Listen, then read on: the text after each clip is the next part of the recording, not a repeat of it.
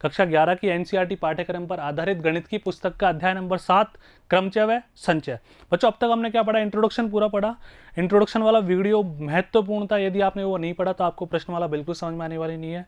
उसके बाद मैंने तुम्हारी पाठ्यपुस्तक के उदाहरण एक एक करके बिल्कुल ढंग से तुम्हें समझाया, ताकि अब तुम्हें प्रश्नमाला में कोई समस्या नहीं आएगी। और ये मुझे पहले से पता है और मुझे आशा भी है कि आपने प्रश्नमाला के प्रश्न पहले से ही ट्राई कर लिए। भाई मैं डायरेक्ट तुम्हें बिल्कुल प्रश्न तो नहीं करवा रहा ना बच्चों, पहले मैंने तुम्हें कॉन्सेप्ट समझाया, एग्जाम्पल कराया ना। यदि जिन बालक बालिकाओं ने एग्जाम पर ट्राई नहीं किए, क्वेश्चन ट्राई नहीं किए, तो बच्चों पहले आप ट्राई करो, मेरा वादा है आपसे हो जाएंगे। कोई छोटी मोटी समस्या आएंगी फिर आप वीडियो देखो, ठीक है, फिर आत्मविश्वास बढ़ेगा। और बच्चों 12वीं वाले छात्रों को मोटिवेशन नहीं चाहिए होता और कुछ नहीं चाहिए होता है, ठीक है। तो मेरे कहने से प्लीज़ वीडियो पॉज कर दो, पहले ट्राई करो 1 से लेकर 3, फिर वीडियो प्ले करके मैच करना, फिर सॉल्यूशन मैच होगा, आपको अत्यधिक आनंद का अनुभव प्राप्त होगा। आइए प्रश्न नंबर 1, 1 2 3 4 5 से कितनी 3 अंकीय संख्याएं बनाई जा सकती है। सबसे पहली बात, अब देखो मुझे पता है मैंने तुम पिछले वीडियोज में तुम्हें क्या क्या पढ़ा दिया, और मैं ये भी मान के चल रहा हूं पिछले वीडियोस तुमने देख लिए, उसके बाद मैं इसका सॉल्यूशन समझा रहा हूं। क्योंकि बच्चों मैथमेटिक्स में कभी भी सॉल्यूशन 0 से शुरू नहीं होता। मैंने इंट्रोडक्शन में तुम्हें कुछ समझा दिया, 0 से लेकर 5 तक की गिनती हो गई, उसके बाद एग्जाम्पल में 5 से लेकर 10 तक की हो गई। अब मैं वापस 0 से शुरू नहीं करूंगा, मैं 11 से शुरू करूंगा। समझ गए भावनाओं को? तो कृपया वीडियो देख लें। मैंने बोला था जितने अंकों की संख्याएं क्वेश्चन बनवाए पहले उतने बॉक्स बना लो, 1 2 3, सारी बात उसके बाद करेंगे ना। आ जाओ। अंकों की पुनरावृत्ति की अनुमति है, रिपीटेशन अलाउड है। 3 अंक की संख्या बनानी है, तो बच्चों टोटल कितने हैं?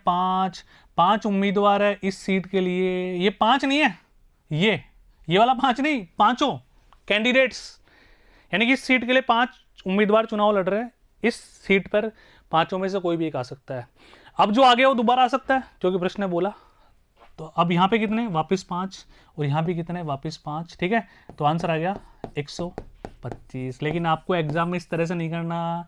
देखो जब मैंने इस सीट को फिल किया, कुछ बोला तुम्हें समझाया ना, तो आपको शब्दों में लिखना है, क्योंकि यहाँ पर तो मेरा सॉल्यूशन मेरे एक्सप्रेशन से भी हो रहा है, मेरे बोलने से भी हो रहा है, मेरे लिखने से भी हो रहा है, तुम्हारे देखने से भी हो रहा है। वहाँ केवल एग्जामिनर तुम्हारा लिखा हुआ देखेगा, तो सारी बातें उसको शब्दों में समझानी है। और अपनी भाषा में शब्द लिखो। जैसे मैंने बोला, देखो मैंने क्या समझाया तुम्हें। क्वेश्चन ने 3 अंकीय संख्याएं पूछी, अतः हमें 3 बॉक्स बनाने हैं। पहले स्थान पर दी हुई 5 संख्याओं में से, 5 अंकों में से कोई भी एक संख्या आ सकती है। चूंकि प्रश्न में दिया हुआ है पुनरावृत्ति संभव है, तो द्वितीय स्थान पर बचे 4 अंकों में से कोई भी एक आ सकता है। तृतीय स्थान पर बचे 5 अंकों में से 5 आ सकते हैं, क्योंकि पुनरावृत्ति संभव है, ठीक है। मैंने वो बोल दिया था पुनरावृत्ति नहीं वाला है ना, अभी वो भी करेंगे थोड़ी देर बाद। बचे हुए तीसरे स्थान पर बचे हुए 5 अंकों में से कोई भी एक अंक आ सकता है। तो 5 5 5 125 आंसर आ गया। अब यही प्रश्न ऐसे होता है बच्चों, पुनरावृत्ति संभव नहीं है। ध्यान से देखो, तो वही सेम क्वेश्चन है, 1 2 3। तो हम क्या करते हैं, 5 पहली सीट के लिए, जो आगे वापस नहीं आएगा, जो आगे वापस नहीं आएगा, खत्म। बात समझ में आ रही क्या?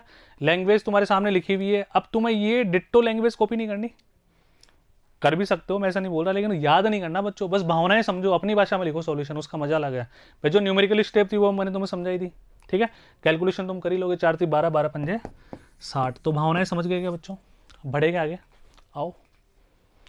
प्रश्न नंबर 2 क्या कह रहा है, 1 2 3 4 5 6 से कितनी 3 अंकीय सम संख्याएं बनाई जा सकती है। तुम्हें पता हो तो उदाहरण वाले वीडियो में बच्चों हमने ऐसा प्रश्न किया था, ठीक है।